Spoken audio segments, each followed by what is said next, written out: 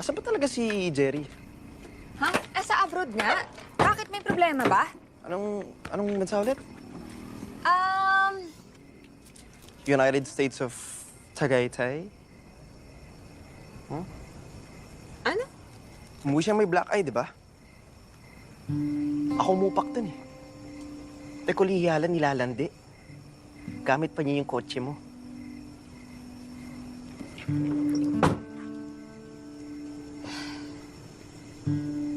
Huwag mo nalang sabihin kay na tatay. Hindi mo lang nagulat. Sanay ka na? Pakilan na to. Baka marinig ka nila. Dapat lang talaga marinig nila. Felix! Mabuting tatay siya sa mga anak namin. Kakausapin ko na lang siya.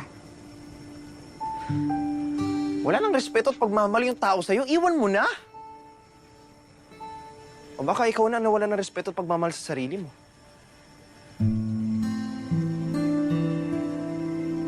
Tito! Tita! Kakain na raw po.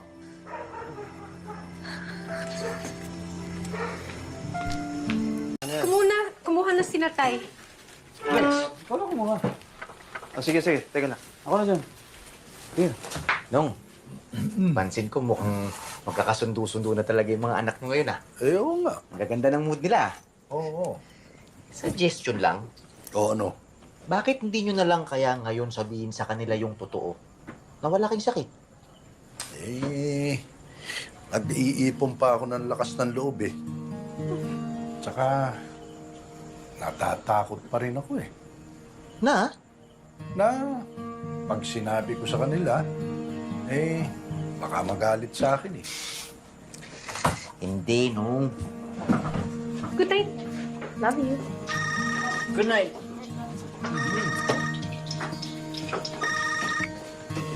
Oh, Louis. Sorry to call you this late on a weekend. Mr. Tesoro, our VP, he asked for legal advice. Yung anak niya, na-scam sa isang music festival. And they want to file a case. Kapangalan ng kapatid mo yung kakasuhan. Sino?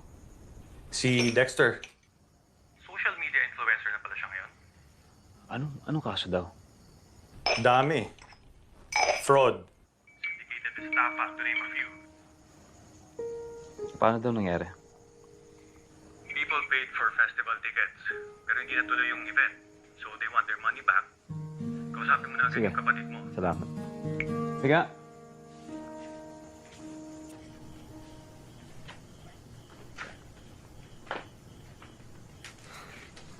The head of our legal department just called me. Yung anak ng boss ko, naloko mo daw. He wants to sue you. Is this true?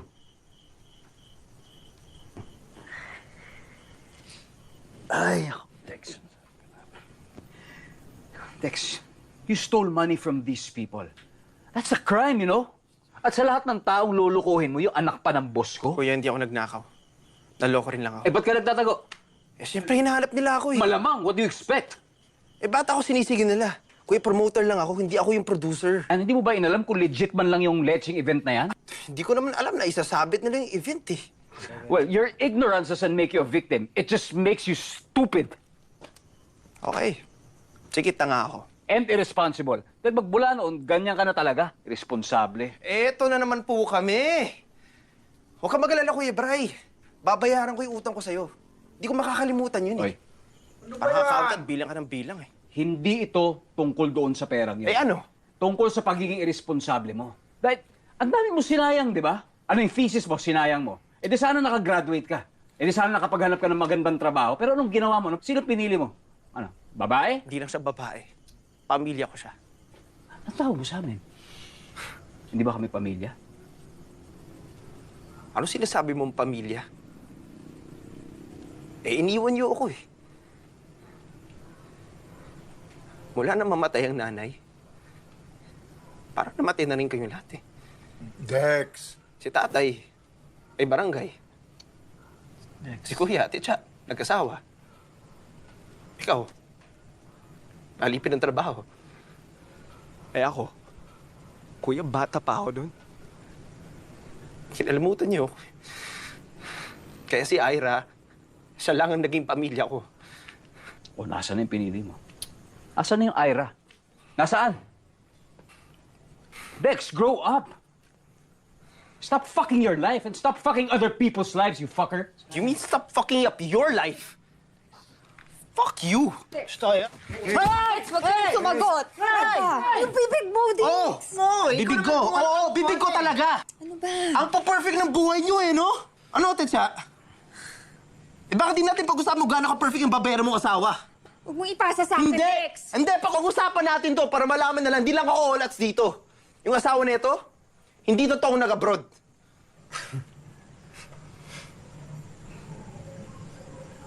Andito siya sa Pinas?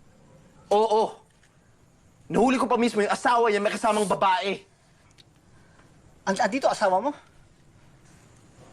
Ha? Kuya, Hindi niya pwedeng gawin sa'yo yun! Pwede. Hinayaan siya ni ate. Oh, Tsaka ano ba? Noon pa namin sinasabi sa'yo, gago yung lalaking yan. Ang tigas kasi ng ulo mo! Oo na. Kaya ayoko magsabi sa inyo, kuya. Kasi kasalanan ko. Ako gumawa ng problema. Itiisin ko. Kahit ginagago ka nila pa ulit-ulit, anong logic doon? Ba't hinahayaan mo? Para sa mga anak ko. Dahil ayoko sila mawala ng ama. Saka ayoko na magsabi kay tatay kasi ayoko maproblema siya eh. Kasi may sakit siya, baka lumala. wala namang sakit si tatay. Shut up, Dex. Wala siyang sakit. Shut up! Narinig ko nag-uusap sila ni Kuya Jun kanina. Di ba, tay? Ha? Ano? Jug?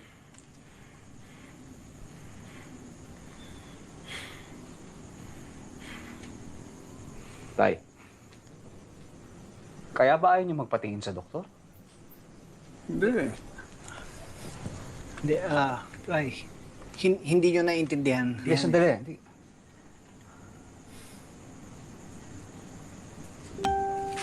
Alam mo to, kuya?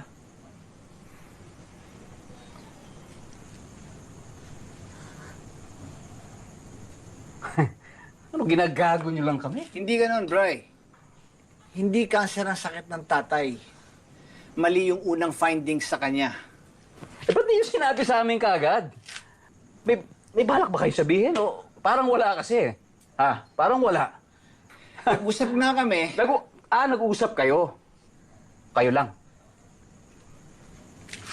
O ikaw lang. Brian, Tayo nung tumawag kayo sa akin para humingi ng tulong sa tindahan. Alam niyo na ba na wala kayong sakit noon?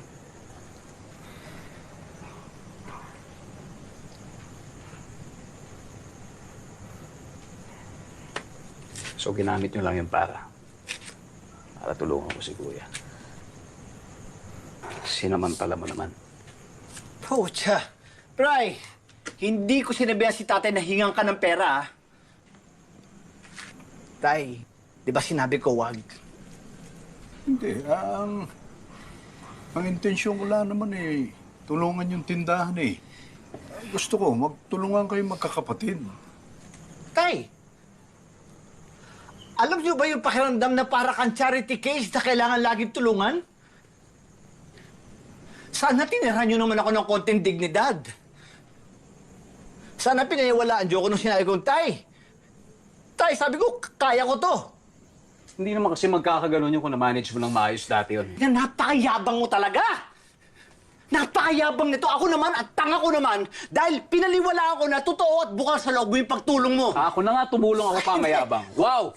Kahit kailan kasi tingin mo sa tao, puro pera lang ang habol sa'yo. Eh, tumutulong ka lang naman para ipamukha sa amin na wala kami narating sa buhay. Ikaw meron. Magaling ka, di ba?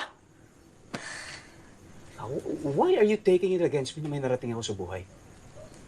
Why? Is it my fault? Na unlike you and Kuya, I chose to stay and study? Is it my fault that I worked hard para sa kung anong meron ako? Is it my fault that I have the means to help you? Huh? Do you even know what I went through? What I had to give up just to help you? Hindi. Hindi, di ba? Dahil wala naman ni isa sa inyo na nagtanong sa akin kung okay ako. Ikaw, kuya, nung nagtrabaho ka abroad para makamit yung pangarap mo sa pagsasayaw, wala ka namang narinig sa akin na kahit anong reklamo nung kinuha ko yung responsibilidad mo sa tindahan. Yung mga pangarap ko, sige, sinangtabi ko na muna, walang problema. Bakit? Kasi walang maiiwan dito sa tindahan eh. Pareho wala kayo ni tatay eh. I just wanted to be a good son. I just wanted to be a good brother. To the point that I couldn't even be a father to my own son.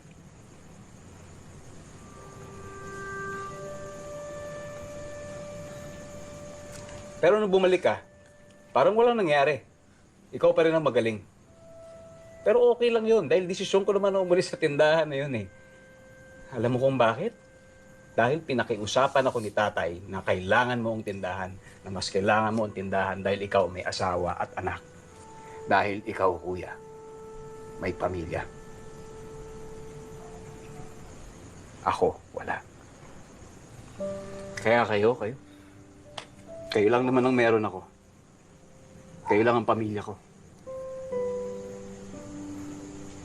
But why is it that you always make me feel that I am the enemy? Not a brother. Not family.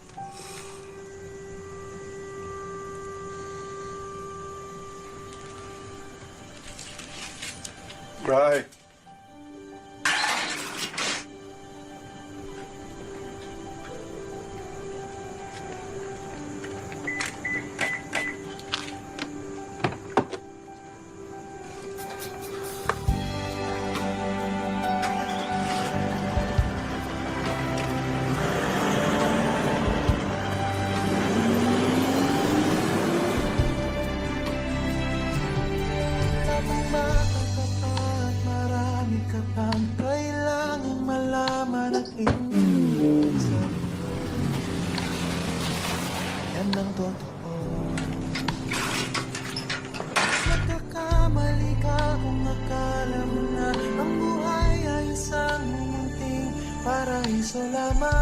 Pahinga na kayo.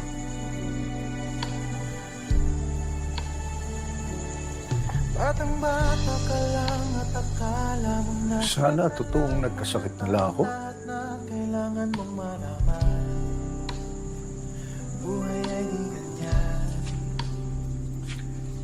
Tanggapin mo na lang ang